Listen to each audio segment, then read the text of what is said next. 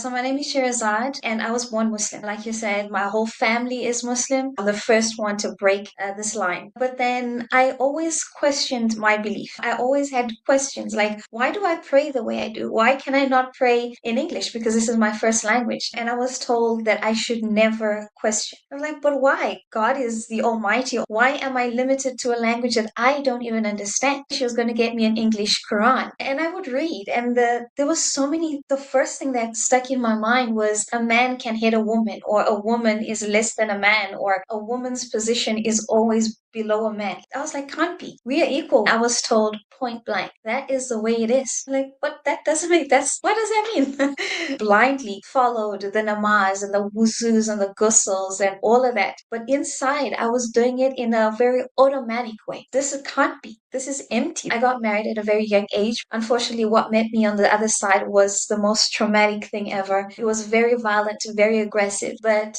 indirectly the aggression and violence was kind of justified because, well, a man can do what he wants to do to a woman, right? It went on for many, many years, almost 13 years. My children came to Brazil, and my daughter got really sick. So we ended up in hospital, and the doctors could not find what was wrong with her. I'm like, I don't know what to do anymore. I'm reading all the surahs. I'm doing everything that you're saying. I did all of it and prayed. Nothing was happening. The doctors could not find what was happening. And out of that desperation, I said, God does not exist. I remember sleeping on the chair beside my daughter's bed in the most beautiful light ever. Jesus was there.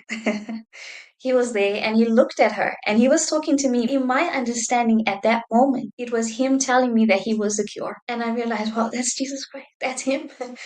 That really is him. He's here and he's alive and he speaks. I prayed, and for the first time I knelt down and I said, Jesus, you're real. Please just heal my daughter. It had been about 4 weeks that we were in hospital without a diagnosis. And 4 hours after Jesus visited me, the doctors came and said that they needed to run new tests. 3 hours later, we had a diagnosis. 2 hours later, she was on treatment. Within a couple of weeks, I got my first Bible. So I held the Bible in its plastic and I said, God, if you exist, speak to me, please. Just speak to me and show me that you're real just one more time. And I ripped off the plastic and just opened it very randomly, and it landed on Mark 5:34. He said to her, daughter, your faith has healed you. Go in peace and be freed from your suffering. That I had to pause because he called me daughter. I got to know more of the story of the woman that's referred to in this passage and how she suffered for 13 years with the influx of blood. So when God goes and chooses that verse to end the suffering of a woman that suffered for 13 years, it could not have been more personal.